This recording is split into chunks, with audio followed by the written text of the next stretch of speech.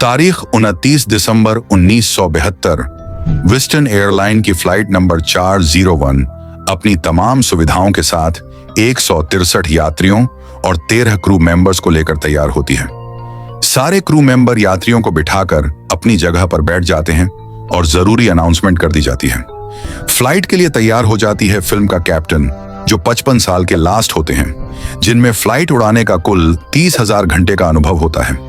उनके साथ उनका एक को पायलट भी होता है और साथ ही फ्लाइट इंजीनियर भी अपने अनुभव के साथ फ्लाइट में मौजूद होते हैं। 9:20 पर फ्लाइट न्यूयॉर्क एयरपोर्ट से फ्लोरिडा के मियामी एयरपोर्ट के लिए उड़ान भर देती है। सभी लोग अपने अपने हिसाब से यात्रा को एंजॉय कर रहे होते हैं और 2 नंबर उनकी सेवा में लगे होते हैं। सब कुछ ठीक चल रहा होता है। करीब 2 घंटे की उड़ान पूरी कर चुकी होती है और अब फ्लोरिडा भी करीब पहुंच चुका था। एयरपोर्ट से कुछ दूर बढ़ते ही फ्लाइट क्रू खुद को लैंडिंग के लिए तैयार करने लगते हैं। फ्लाइट में लैंडिंग के लिए जरूरी अनाउंसमेंट होने लगती है, लेकिन इस अनाउंसमेंट की वास्तविकता कभी रियलिटी तक नहीं पहुंच पाएगी। खैर, अब ट्राई एयरपोर्ट के पास पहुंच चुकी थी। सबके चेहरे पर मंजिल पर पहुंचने की उम्मीद और लैंडिंग की तैयारी झलक रही थी। को पायलट ने लैंडिंग गियर को खोलने के लिए लीवर को नीचे की तरफ दबाया। राडिगिस लीवर की मदद से ही गियर को खोला और बंद किया जाता है। जब लैंडिंग गियर खुलता है तो सामने की स्क्रीन पर एक इंडिकेटर जलने लगता है। को पायलट ने लीवर को नीचे कर दिया, लेकिन सामने उसने जो देखा वह डरावना था। उसने देखा कि इंडिकेटर वाली ग्रीन लाइट बिल्कुल नहीं जल रही थी। उसने तुरंत इस बात की जानकारी अपने कैप्टन को दी।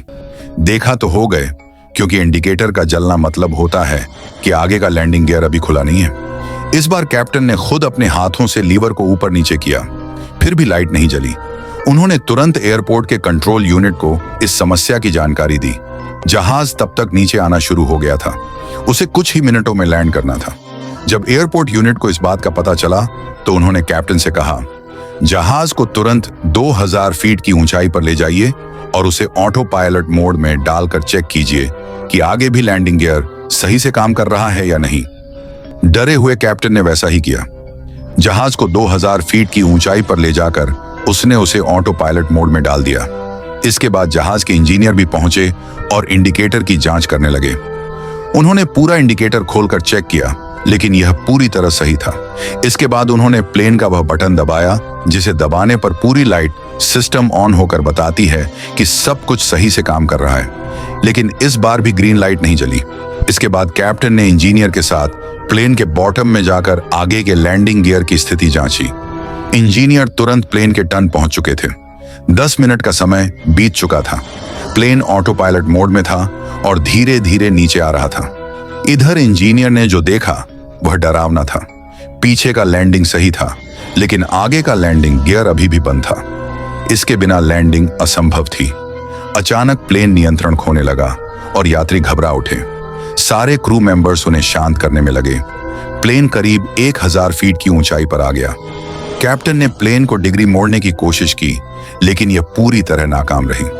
अंत में प्लेन बड़े बुरे तरीके से जमीन से जा टकराया और क्रैश हो गया। आप उस क्रैश की तीव्रता इस बात से समझ सकते हैं कि जमीन से टकराते समय उसकी स्पीड करीब 350 किलोमीटर प्रति घंटा थी। इसके कारण जहाज के टुकड़े उड़ गए। इस हादसे में कुल 101 लोगों की जान चली गई और 75 लोग जिंदा बच गए। जहाज का मलबा एयरपोर्ट से करीब 30 किलोमीटर दूर पाया गया। अब आपको लग रहा होगा कि इसमें भूत तो आया ही नहीं, लेकिन कहानी यहीं खत्म नहीं होती। यह सिर्फ एक शुरुआत है। फ्लाइट के बाद एक और ईस्टर्न एयरलाइन प्राइड स्टार 31 भी मियामी के लिए उड़ान भरती है। उड़ान भरने के बाद फ्लाइट की होस्टेज मैरी सारे यात्रियों की सुविधा का ध्यान रखते हुए फूड स्टोर की तरफ जाने लगती है।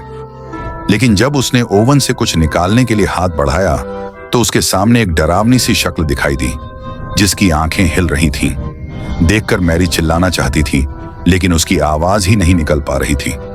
उसे लगा यह उसका वहम है, लेकिन जैसे ही उसने अपना हाथ फिर से ओवन की तरफ बढ़ाया, वह चेहरा फिर सामने आ गया। मैरी ने तुरंत डर से वहां से भागने की कोशिश की।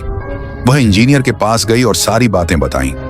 इंजीनियर ने पहले इसे मजाक समझा, लेकिन जब वह मैरी के साथ फूड स्टोर तक गया तो उसने भी वही देखा जो मैरी बोल रही थी। वह चेहरा कुछ कहने की कोशिश कर रहा था।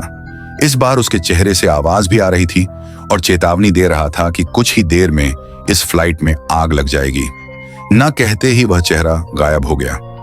मैरी को कुछ समझ नहीं आया, लेकिन इंजीनियर ने उस चेहरे को पहचान लिया।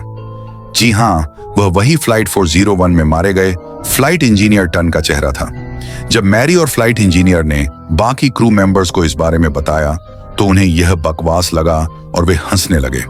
लेकिन उसके तुरंत बाद फ्लाइट के कैप्टन को लगा कि इंजन ठीक से काम नहीं कर रहा है, इसलिए उन्होंने फ्लाइट को मैक्सिको से मोड़कर वापस न्यूयॉर्क की तरफ ले जाने का निर्णय लिया। फ्लाइट लैंड करवाने के लिए सभी पैसेंजर्स को एयरपोर्ट पर वेट करने के लिए कहा गया। इसके बाद इंडियन एयरलाइन को रिपेयर किया गया और फ्लाइट को बिना पैसेंजर के उड़ाया गया।